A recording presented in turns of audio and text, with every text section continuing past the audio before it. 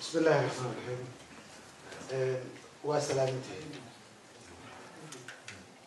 وكم هذنا يا أنت هذا الشيء runtii talooyinka wax ku oolka iyo taageerada la soo jeedisay aad iyo aad ayaad u mahadsantihiin. waxaan aad ugu mahadinayaa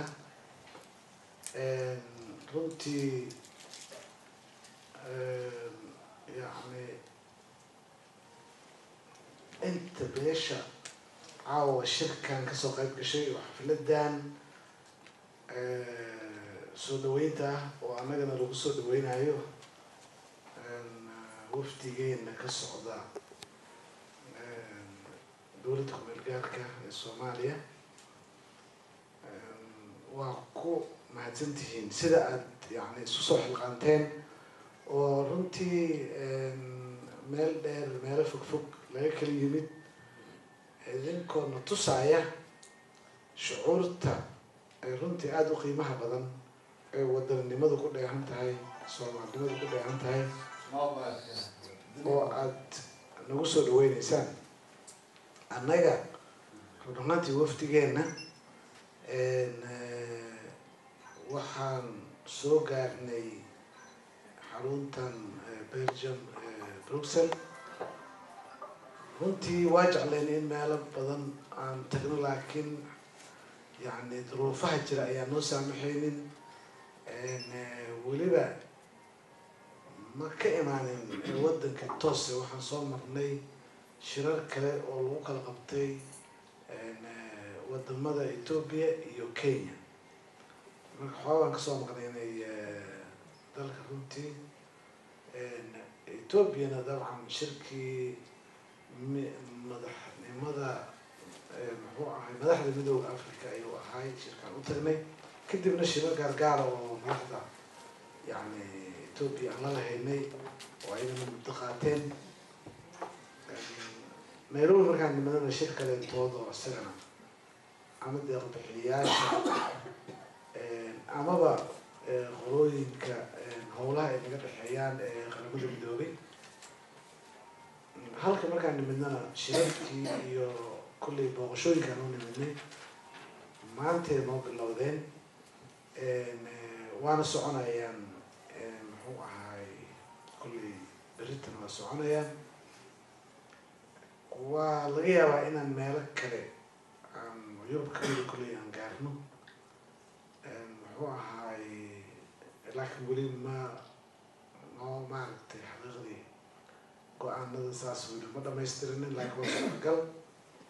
marka ujeedada socdaalkuna waxaan filayaa kulli waad ka warqabtaan socdaalka Yurub wuxuu ku yani cabiran yahay ama ku saabsanay in bal xiriirka Soomaaliya iyo Yurub lasii adkeeyo laguna dadaalo kulley in dowladdu ilaa iyo in ka badanba ay kusoo jirtay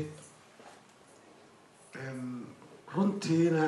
yani idadiilada ay na tuseen markii saakay shirarka ay noo bilowdeen rajo fiican bayna gelinaysaa oo kulley calaamooyin fiican ayay noogu bilowdeen waana jecelnahay inay calaamooyinkaas noogu amaato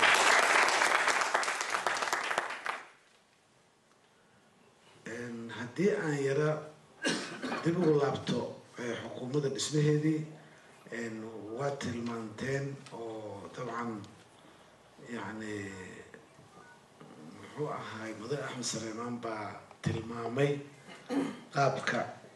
dhismuhu ahaa xukuumad runtii oo kooban oo yani tiradoodu xukuumad tirada wasaaraduhu ay yihiin 18 wasaaradood ayaa aan dhismay waxyaabaha ay uga duwan tahay xukuumadihii hore waxaa kamid ah boqolkiiba konton 18 wasaaradood macnaha 9 wasiir oo muxuu ahay wasaaradahaas ka mid ah waxaa laga soo magacaabay baarlamaanka gudihiisa 9na waxaa laga soo magacaabay 9na waxay idin laga soo magacaabo baarlamaanka ka dibadiisa dabcan ama dalka gudihiisa noqoto ama dalka dibadiisa noqoto laakiin yani xubnaha baarlamaanka ka banaanka in 9 laga soo magacaabo walow aan waqti qaadanay oo xoogaa maaragtay yani in muddaa ay socoto waa ogtiinoo nidaamka axdiga kumeel gaarka uu dhigaayo waxa waaye muxuu ahay ra-iisul wasaaraha markii la magacaabo oo la ansixiyo magacaabadiisa baarlamaanka ansixiyo muddo bil gudaheeda in uu golihii wasiirada kusoo dhisa ayaa laga rabaa marka markii hore annaga waxaan dhisnay runtii xukuumad yaro ballaaran kadibna dhawaaqiyo badan oo kasoo yeeray shacabka soomaaliyeed iyo bulshada caalamkaba waxaan yani noo caddaatay in kolley aan lagu wada qanacsanayn marka mar haddii tiro kasta oo la gaarsiiyo aan lagu qancaynin oo yani intaas dhawaaqyada yaran ay ku saabsan yihiin annaga waana la qadiyey annaga wax ma helin reer reer waxaan go-aansanay in runtii la wajaho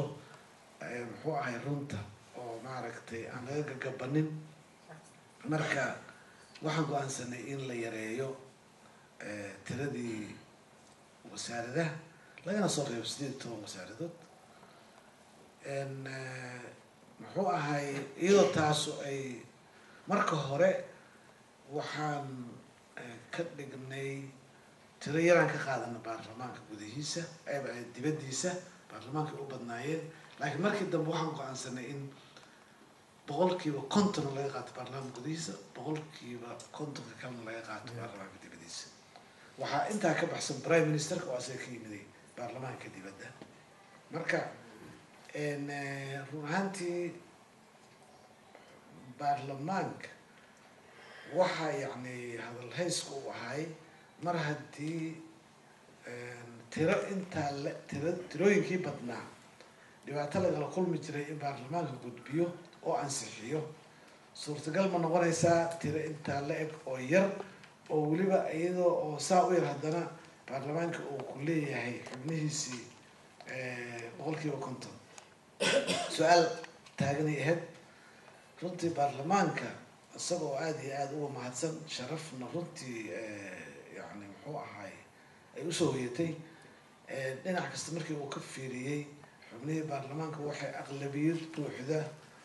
oo aan hore loo arag oo 200 yani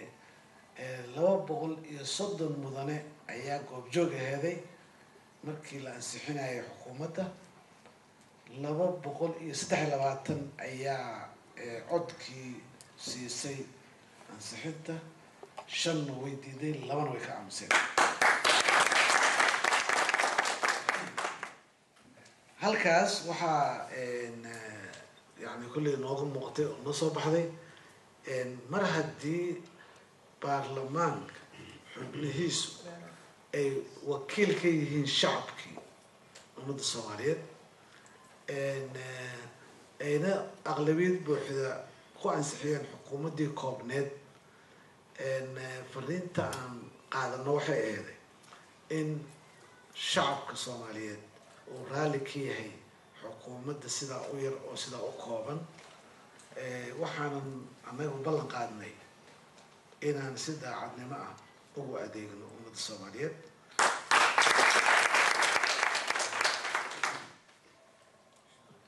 annagoo ogsoon in dawladdu macnaheedu dawladba ay tahay yani adeegihii bulshada ama adeegihii shacabka marka annaga qaadin baa nahay waa u adeegaynaa shacabkii si daacadnimo ah oo wadaninimoan u adeegaynaa waxaan jecelnahay haddii adeegayna xumaadana haddee dabcan waxa waaye waad garan karaysaa